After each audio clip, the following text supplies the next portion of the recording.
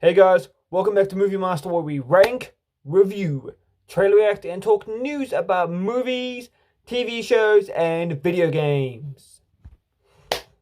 Today, we're going to be talking about Daredevil 2003, 20 years later, because now it is Tuesday, February 14th, which means it has now been 20 years since that film was released in the cinemas, directed by Mark Steven Johnson, starring Ben Affleck, Jennifer Garner, Jon Favreau, Michael Clark Duncan, in the iconic roles from the Marvel Comics.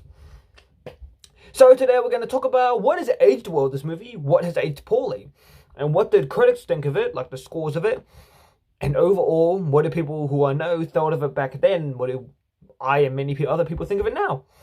So let's begin.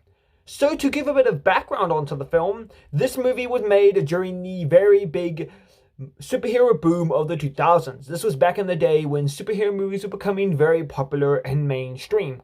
Movies like Blade, 2000's X-Men, 2002 Spider-Man, all these movies were releasing and kind of gaining popularity. Many of them even got sequels. Spider-Man 2 in 2004, Spider-Man 3 in 2007, X2, X-Men United in 2003, X-Men The Last Stand in 2006.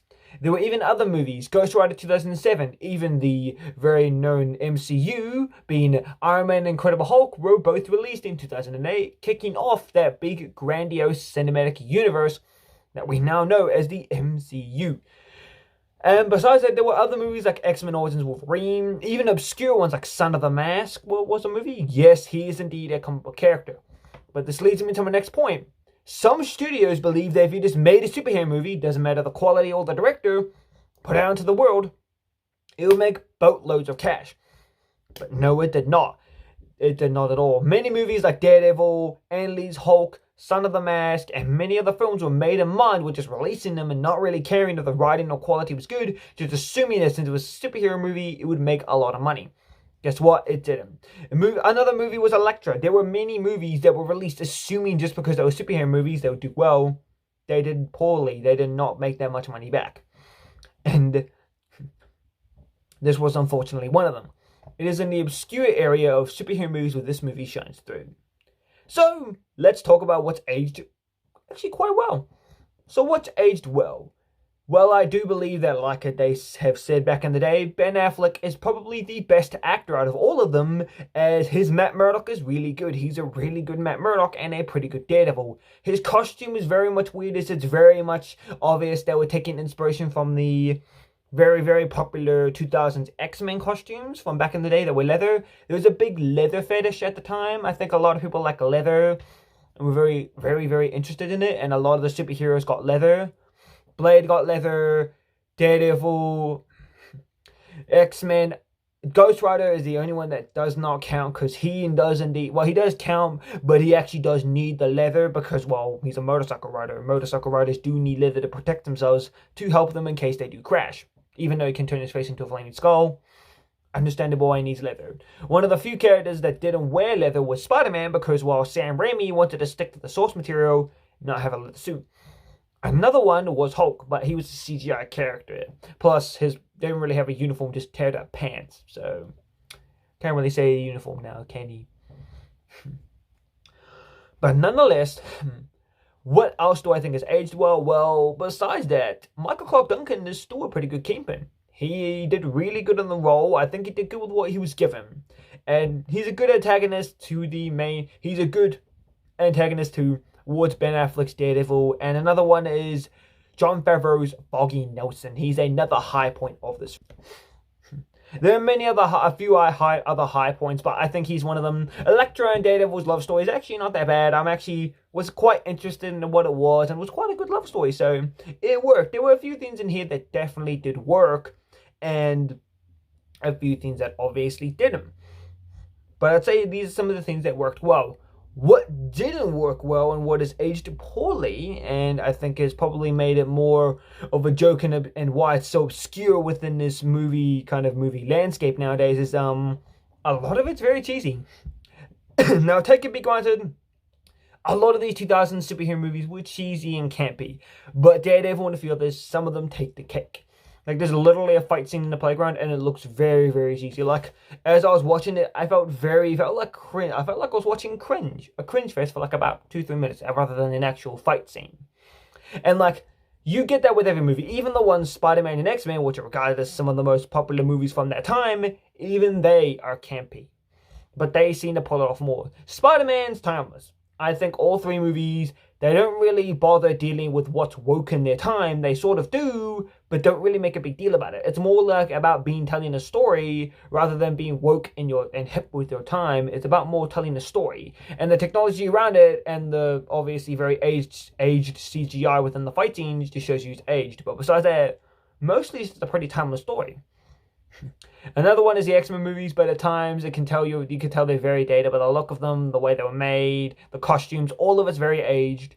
But this one is just very much aged poorly. It is not aged well in about the 20 years since it's been out, unfortunately. There's a lot of stuff that didn't age well. Bullseye is a weird villain, has for some reason, literal bullseye mark on the top of his forehead, wears a beanie half the time, and has a weird goatee that looks like a pervert's.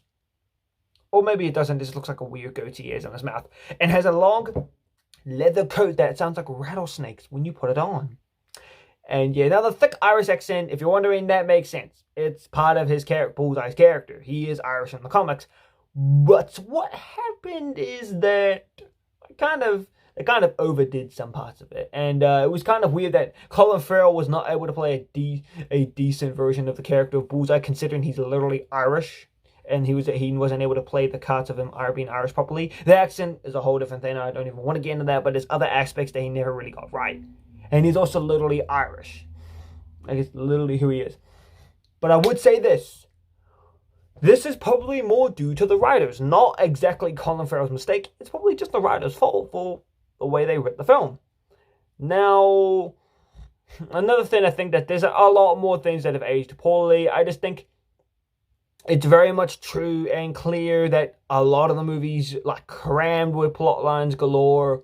Like, we got the love story between Daredevil and Elektra. We got Foggy and Matt Murdock. We got Nachios, the whole Nachios assassination attempt. We got Kingpin. We got Bullseye. We got so many of these massive things going on.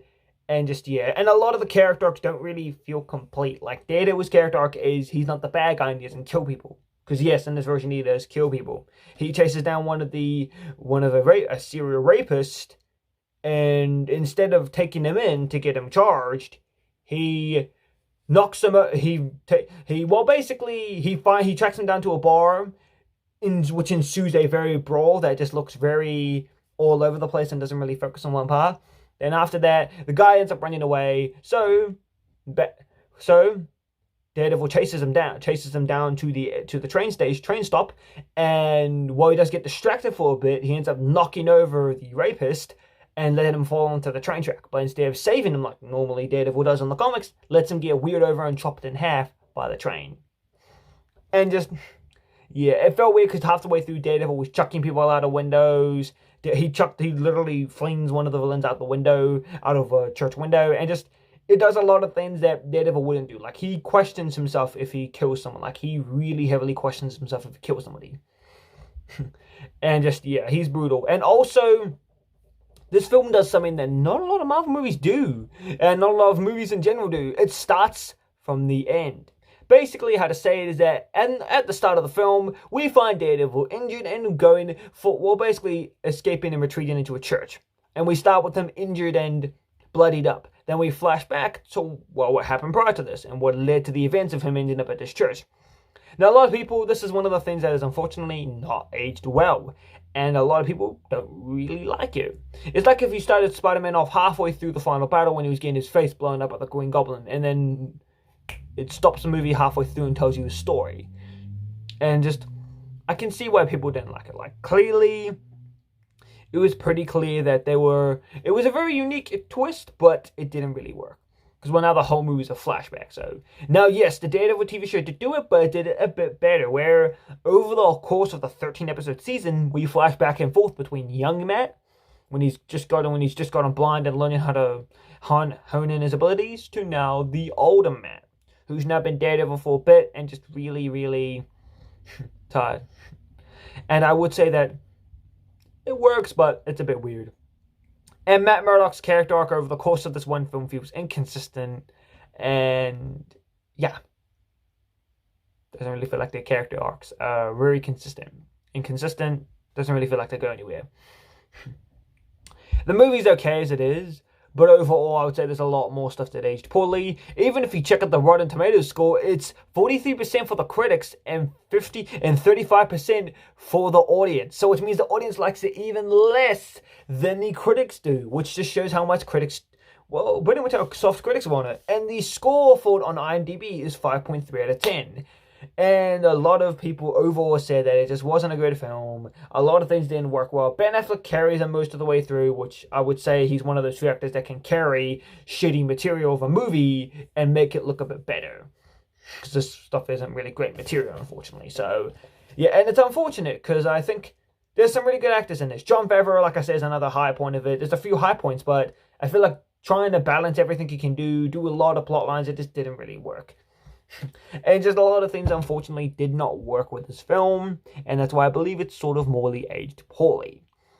But overall, now we'll get to the more other part of it. So, my experience with Daredevil is that I heard about it like when I was about, on occasion when I'll flick through videos of like, talking about actors who went from Marvel to DC or DC to Marvel. Ben Affleck, who now we know is portraying Batman, did indeed portray Daredevil, and they talk about his one movie stint. We also know that it spun off into an Elektra movie that bombed even more than this movie, and just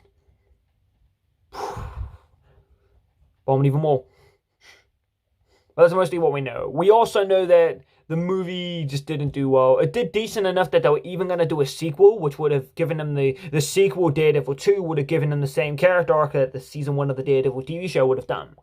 Obviously, Ben Affleck would have been probably convinced to come back to the role of Daredevil. Although after the film's failure, he did not come back after the film failed and didn't really go well. He kind of signed off against doing any other superhero roles.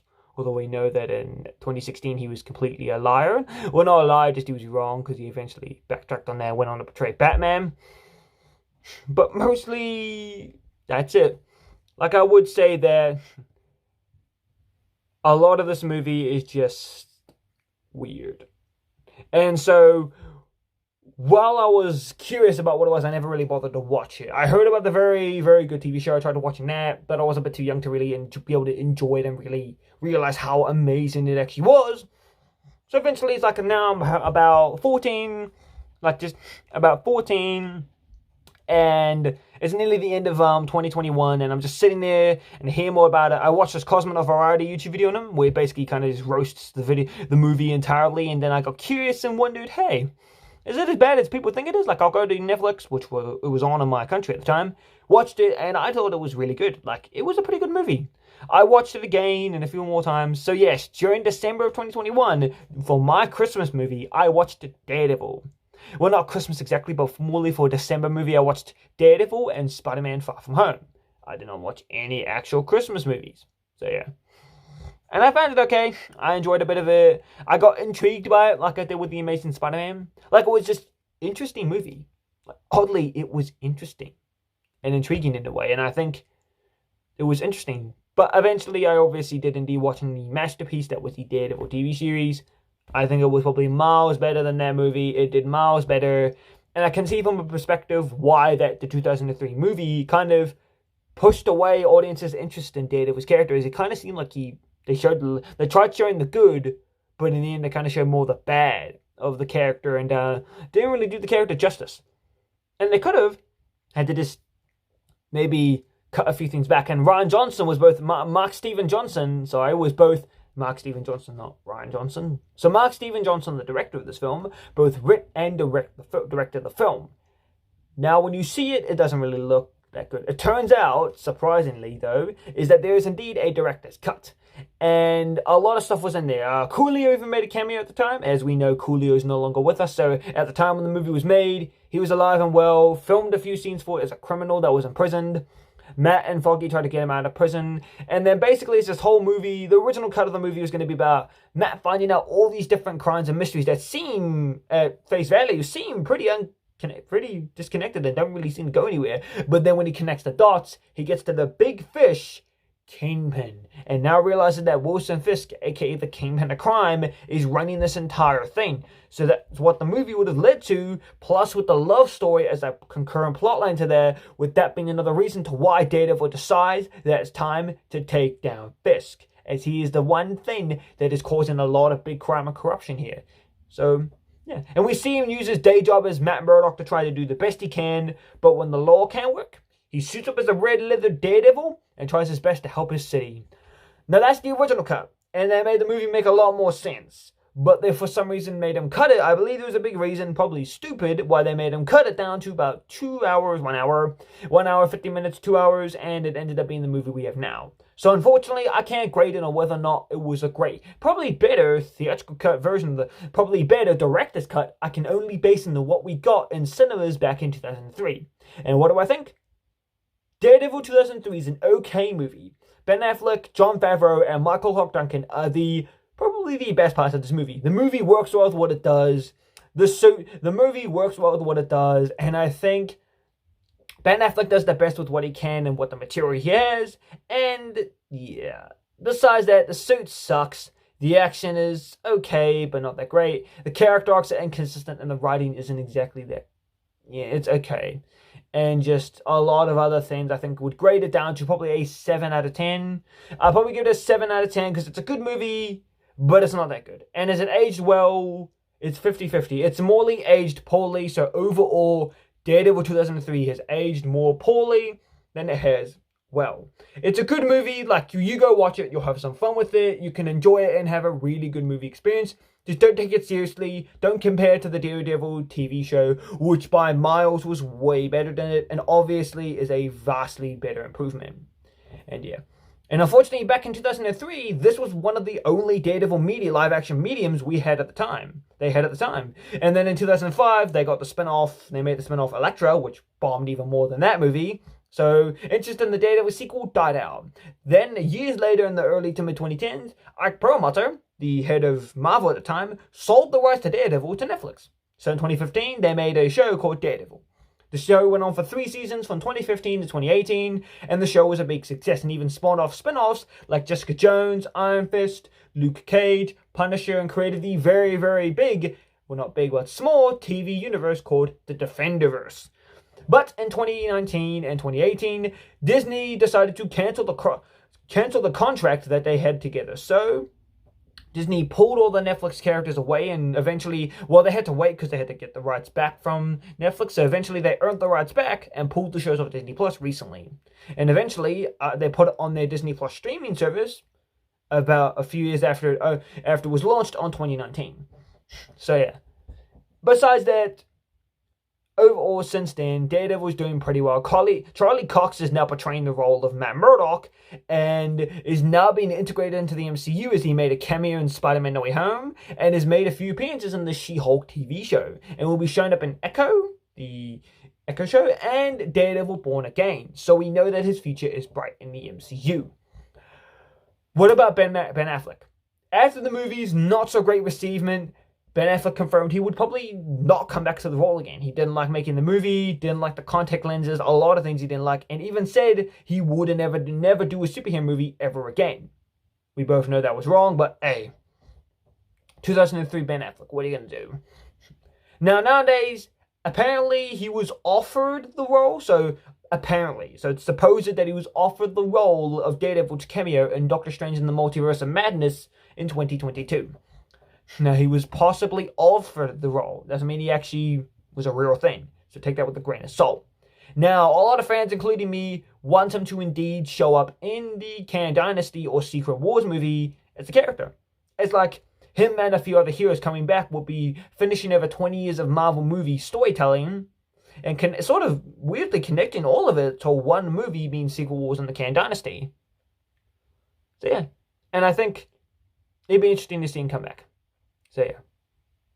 And overall, I think Ben Affleck did an okay job as Daredevil. I think if they wrote the movie a bit better, it could have gone a sequel, but as it was now, could have. But obviously due to poor reception, it did not. So yeah.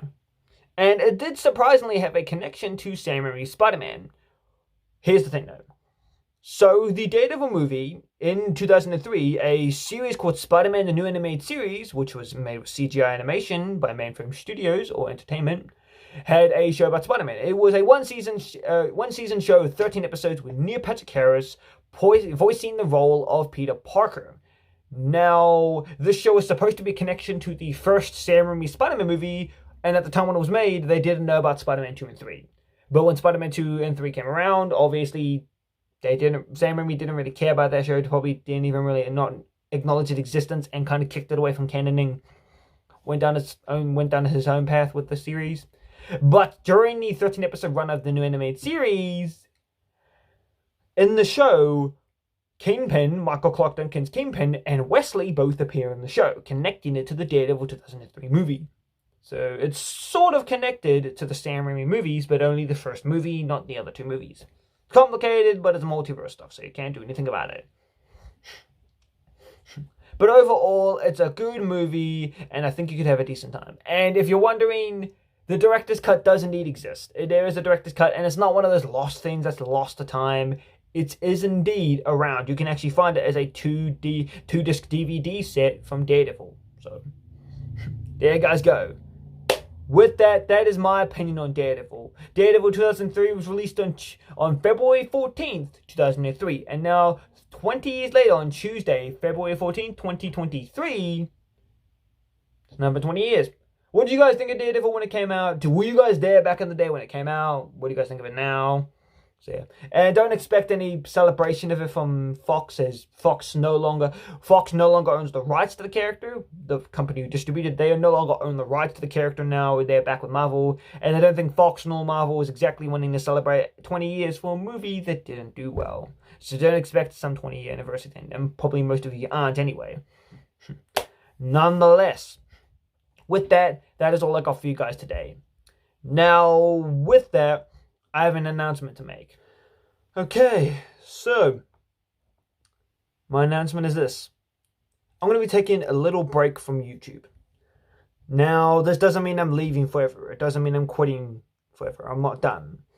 Basically, what I mean is I'm taking a tiny break and pause. I'm going to press pause. It's not because of money issues. I live with my parents, so literally, I live with my parents, so I'm not that broke.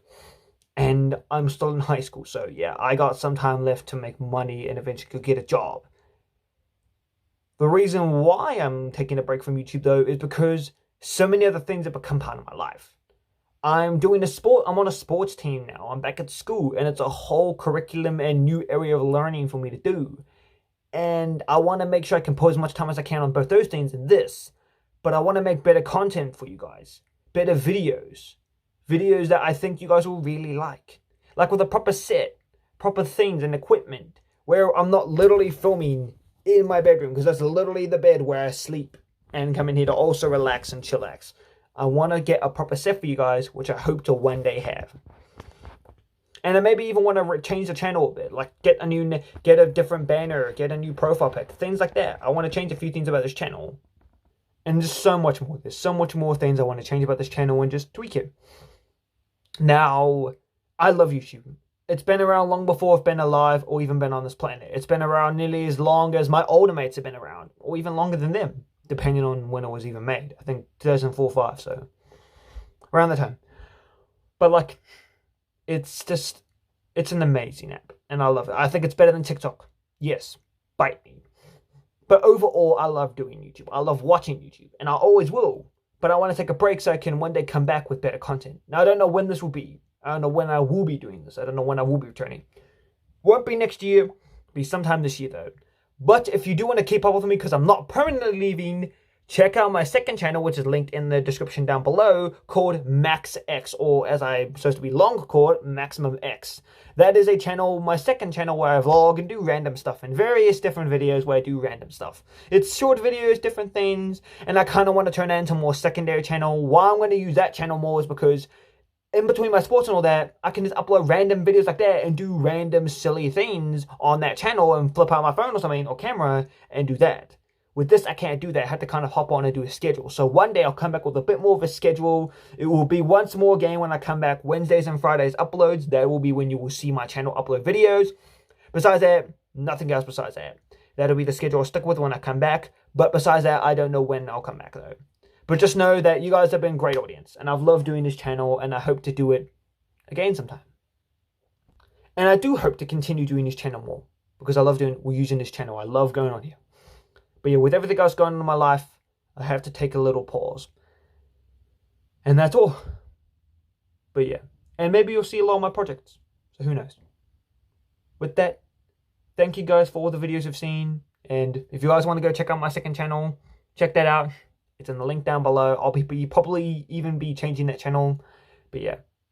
But please know this is not because of my mental health or anything. Just I want to right now have a little pause and come back one day with a refreshed, rebooted, and new spike, new like spirit for YouTube again.